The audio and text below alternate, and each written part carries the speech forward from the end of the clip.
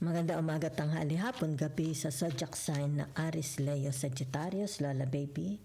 Nagpapakilala, isa lang pong like, subscribes, and share.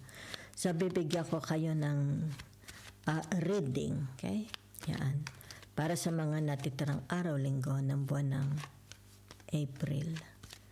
So, let's see the energies surrounding you pagdating sa love and romance, di ba? So, titingnan natin ano ang kaganapan. Okay?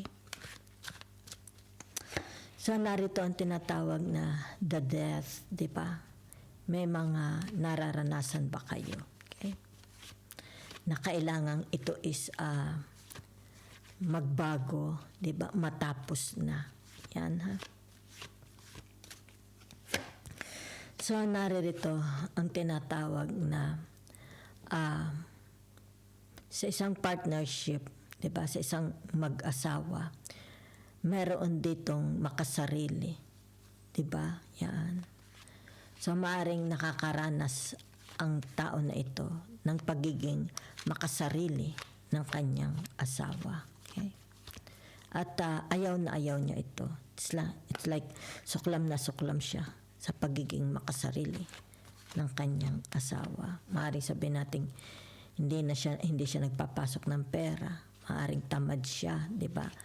Maaring wala siyang na i-contribute sa bahay. Maaring hindi siya naglalaba, 'di ba? Maaring meron siyang masamang gawi. Okay? So, kaya dito, ibig sabihin nito, yung tinatawag na kailangan ito'y malutas, 'di ba? Yan. Lulutasin. It's like kailangang harapin, di ba? Harapin niya ito. Yan, ha? Kaya naririto ang the death, di ba? Maaring kailangan sila isa ultimatum, mag-uusap. So, naririto ang tinatawag na masyado siyang naapektuhan, di ba? Yan. So, ito yung tinatawag na sa halip na umayos ang tao na ito, lalo lang lumulubog, di ba? Kaya pati yung relationship nila bumibigat, lalong bumibigat. Okay? So, either kaya lumabas ang tinatawag na the world, okay? Either ito yung tinatawag na i-terminate na, okay? It's like a divorce, okay? Legal separation, okay? It's like wala siyang nakikitang pagbabago sa tao na ito. Okay? So that's it. Sa inyong tinatawag love and romance. Punta naman po tayo sa inyong career.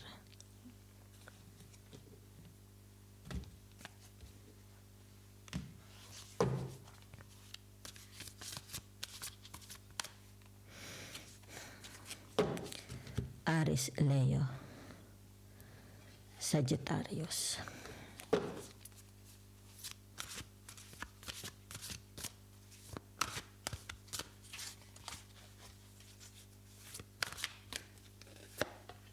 Okay.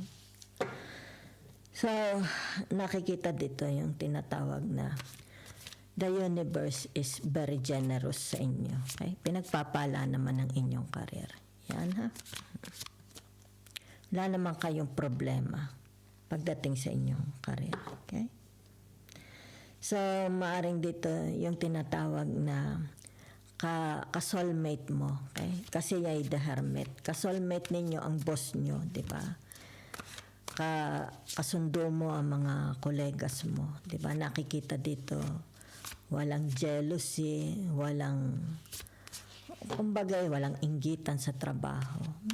Masaya ka sa trabaho mo, di ba? It's like atom na atom kayo sa inyong trabaho, di ba? So, naririto ang tinatawag the two of water or the two of cup and the star, di ba? So, ang nakikita ko dito for you is tinatawag, wala kayong problema, di ba? mahal na mahal kayo ng employer nyo, mahal na mahal nyo din sila. Diba? It's like pareho lang kayong maligaya. Diba? It's like ibinibigay mo your good service. Diba? Ang sweldo mo na natutuwa ka naman. Diba? Sa sweldo mo. It's like pareho lang kayo. Diba? Yan. So naririto ang tinatawag na the star. Yan ha.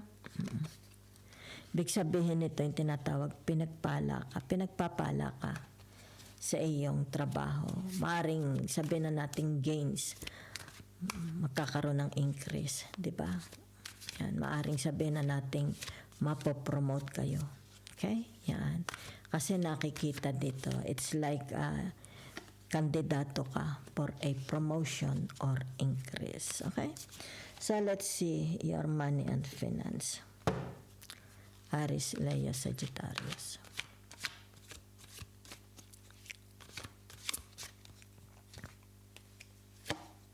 Okay.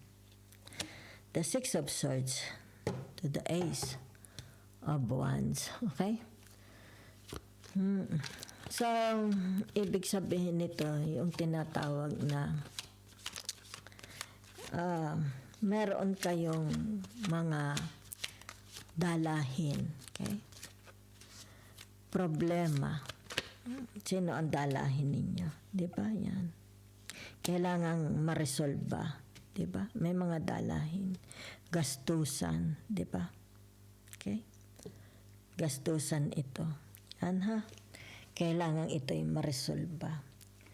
So, naririto ang tinatawag na the Knight of Cups. Yan ha?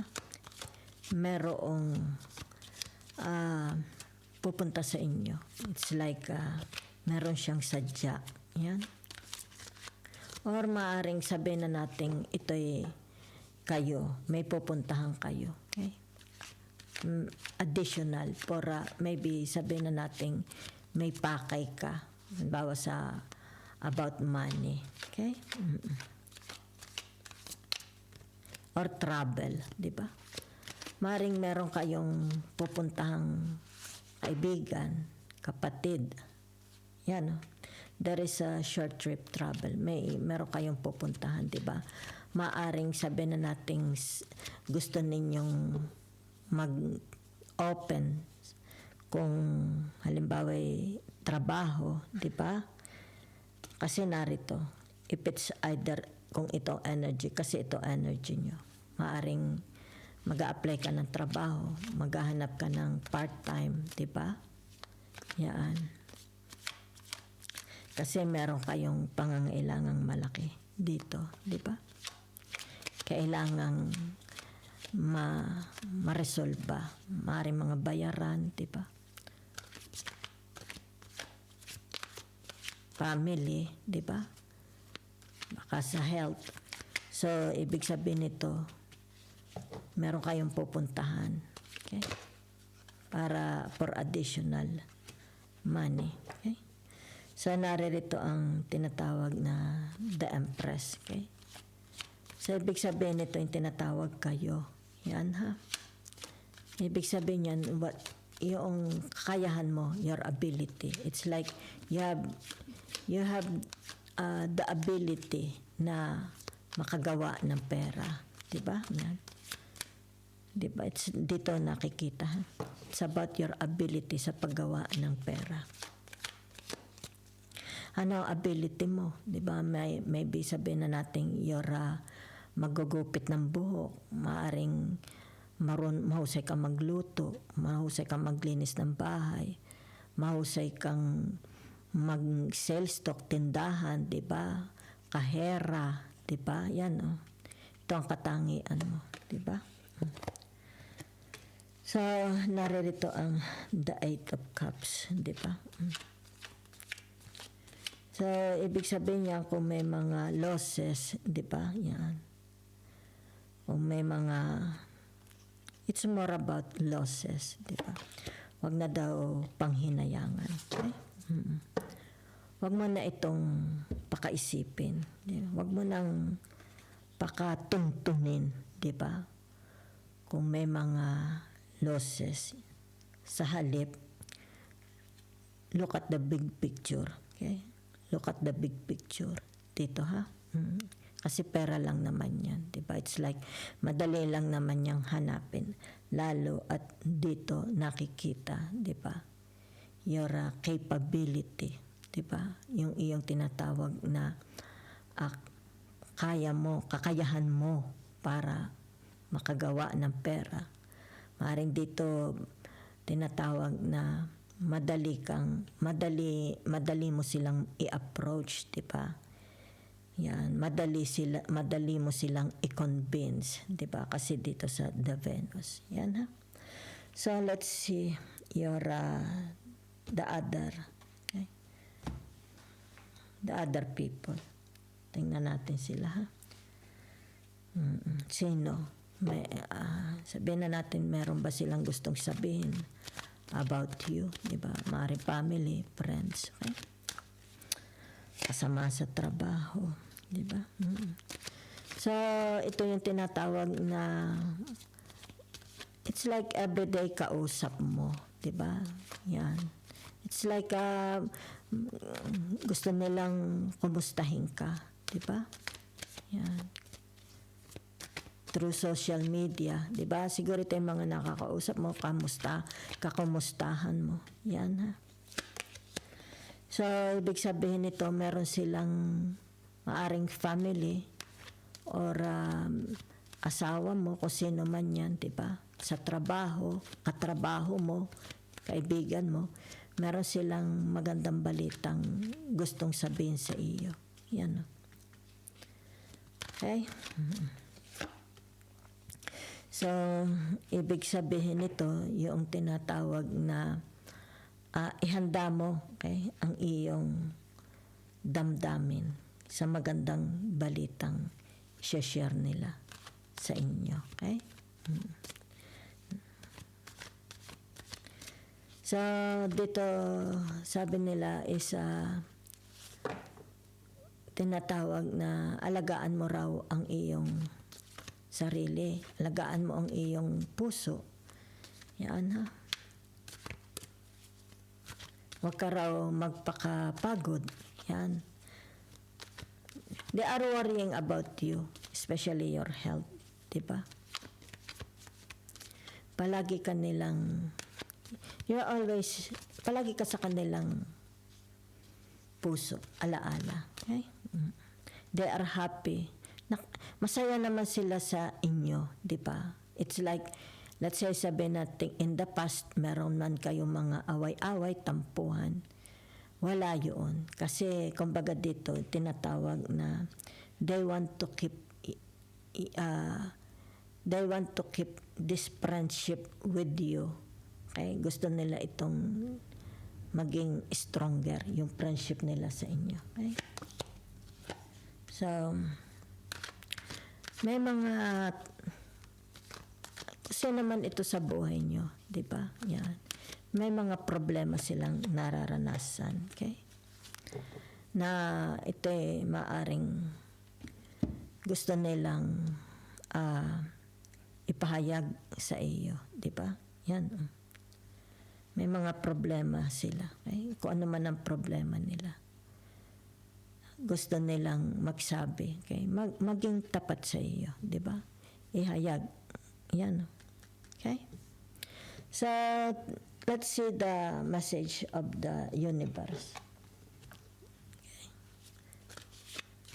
Or the advice from the universe, okay? Meron dito tinatawag na sandali ha. Yan. So, lumabas ang the devil. Okay? So, ibig sabihin nito, mag-iingat po kayo, ha? Huwag po kayong i-involve kasi narito ito. Yan, ha? Kung sino man ito, di ba? It's like magkakaroon siya ng kaso, di ba? It's like mainit siya sa mata ng mga batas, di ba? So, iwasan ninyong ma-involve. Yan, ha? Okay? So, ano pang